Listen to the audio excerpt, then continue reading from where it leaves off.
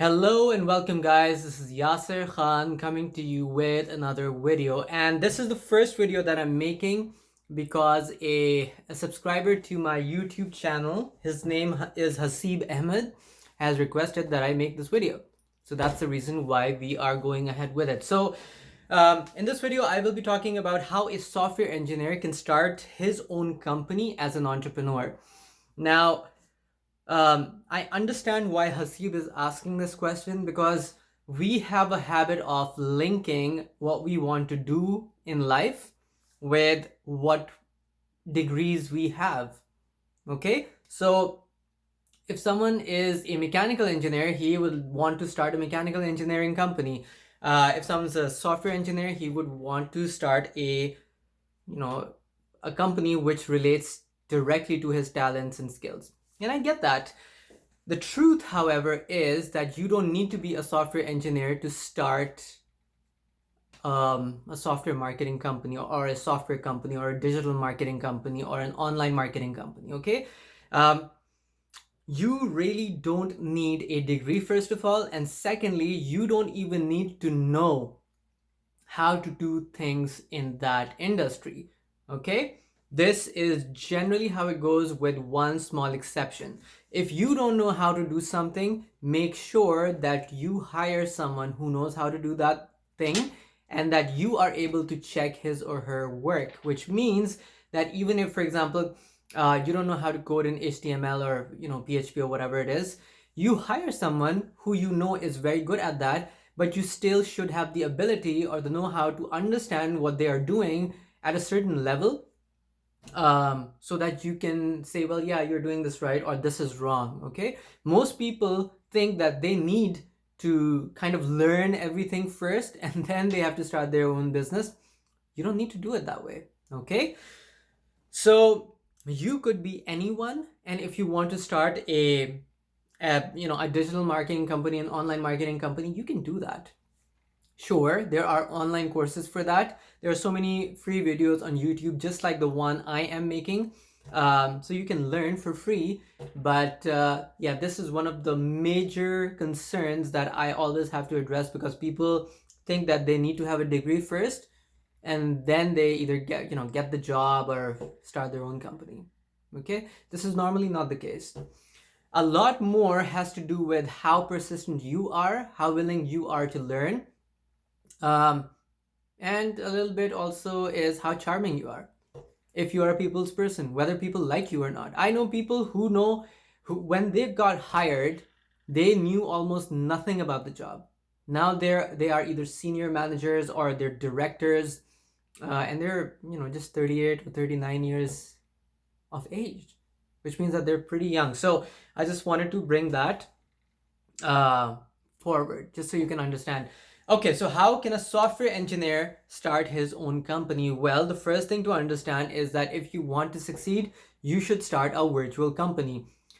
Afterwards, when you get enough work, you can think about getting an office, getting a team, all that stuff, but you should start virtually, which means that your office should be your home office, or it should be a corner in your bedroom or a corner in your living room. That should be what your office needs to be.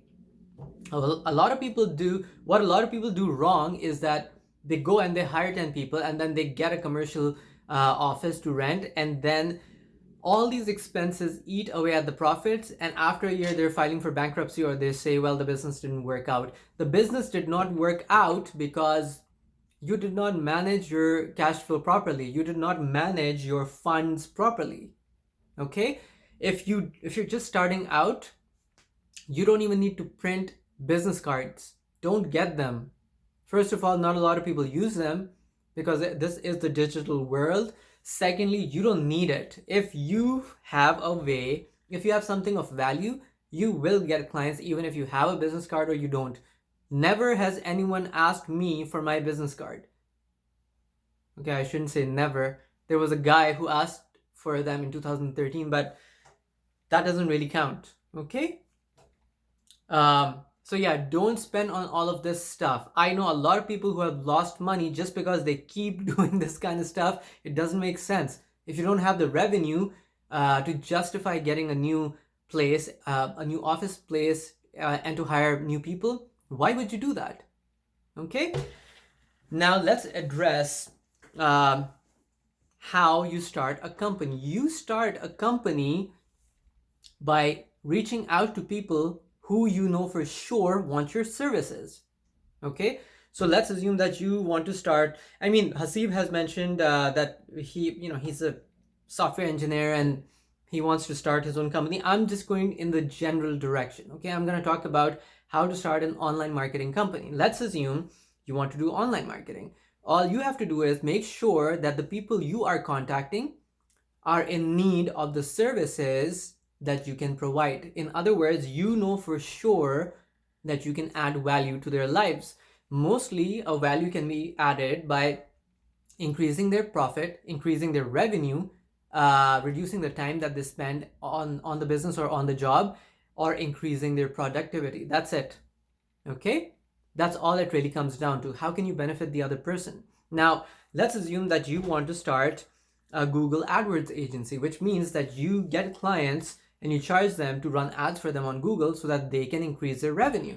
Now, you have to be sure as to what kind of clients you want. Every single day, I have multiple Gmail inboxes. Every single day, at least 50 to 100 emails come to me where people from Pakistan and India and Philippines and South America, they send me a very generic offer. They're like, I'm providing this. Are you interested? And 99% of the time, I am not interested because what they are providing is something that everyone else is providing. And this is the biggest issue that people face when they start their own thing. Okay, if you're not doing the market research, then you will pay for it in terms of time and money, and I don't want that to happen to you. So, if you want to start a Google AdWords agency, then make sure you only contact clients who you know for sure advertise their services on Google AdWords. Okay, they have in the past, and that they have the budget to kind of send you business. All right. It is better to research 10 people, 10 companies, and individually send them an email as opposed to sending out a mass email to 1,000 people, which is going to end up in spam. It's going to get your inbox blocked. Okay? Before you start a company, make sure that there is a market for what you're offering. You do this by going to Google and figuring out if, for example, once again, AdWords agency are these kinds of businesses on AdWords. All you do is you search on Google and you see the listings right next to it. Those are the AdWords ads, right? This is where people pay to get their listings. If similar companies are already advertising on AdWords, then yes, the people you're reaching out to, they have an interest in doing so. Okay? I can give you an example. Lawyers, they always market for themselves using Google AdWords. Why? Because they want people who are already searching in Google for their services to find them, right? Now, on the other hand, dentists, they see pretty good results with Facebook ads because even though people are not searching for them, if people see a good dental offer, they will take that offer up and they'll visit the dentist to use that offer. Can you see the difference? So every market is different. So yeah, just do your research, okay? Let me say it to you again. Instead of printing business cards, okay, having a fancy office, hiring 10 people, hiring a secretary, instead of doing all that stuff, all you have to do is figure out what you want to sell and who you want to sell it to, and if people will buy your offer. If they do, all the other problems will be taken care of. Unfortunately, 99% of people, they're fixated on printing out their business cards and things like these, which make no sense whatsoever, okay? So, now let's assume that you did the market research, you did everything, you landed 10 clients, okay? They're paying you every single month for Google AdWords services. Now what do? Well, this is where you start scaling your business, and you cannot scale without hiring new people. Now, there's a big difference here. You already have 10 clients, they're paying you monthly. Now you can hire one assistant who can take care of the paperwork on a part-time basis, not full-time. You can hire one person who's going to manage the ads, and there are thousands and thousands of people available. Again, not full-time, but part-time, and evaluate their performance for at least 3 months to see what they're doing. Tell them that this is a probationary period of 3 months. If you do well, then we're going to extend your employment. Okay? Then we are going to hire you full-time. And that's how you scale it up. Ultimately, what you want to do as the owner of the business is to make sure that you do not participate in the day-to-day operations of the business. I know it sounds really strange, but we are accustomed by society, programmed by society, to think that the busier we are, the better the life is. No, it's not. Okay, the busier you are, the worse it is probably, because you're not enjoying life. You don't have the luxury of spending time as you want to. So you could be earning millions of dollars, but it won't make sense because you have to stay at the job. Don't become a job in your business. Okay? Get other people to do the job in your business. You're a business owner. You're the strategist. You're the policymaker. You are not a worker in the business. There's a huge difference between someone who works 9 to 5 and someone who makes key decisions. That's why they're called executives. They're making key decisions. They're not filling out a spreadsheet. They're not talking to clients. They're not doing any of that. Okay? So please make sure that that you understand what your role is when you start a company. And I mean, I've been through this process many times, and I can tell you, I can pretty much guarantee that if you do this perfectly, you will have a thriving business in 2 or 3 years. Okay?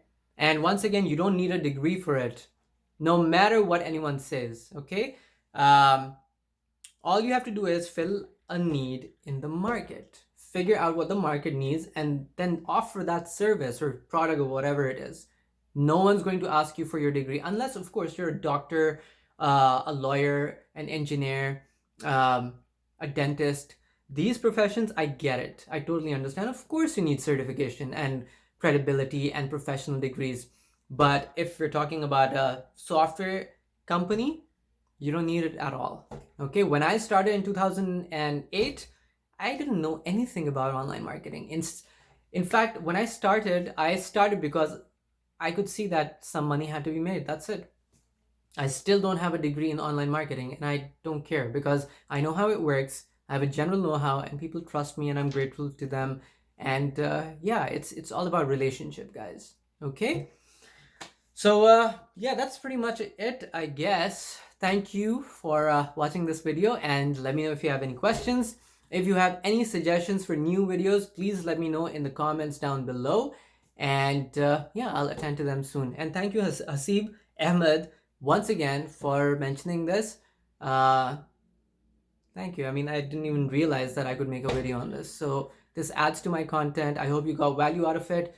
Let me know what you thought of it, and take care. Bye.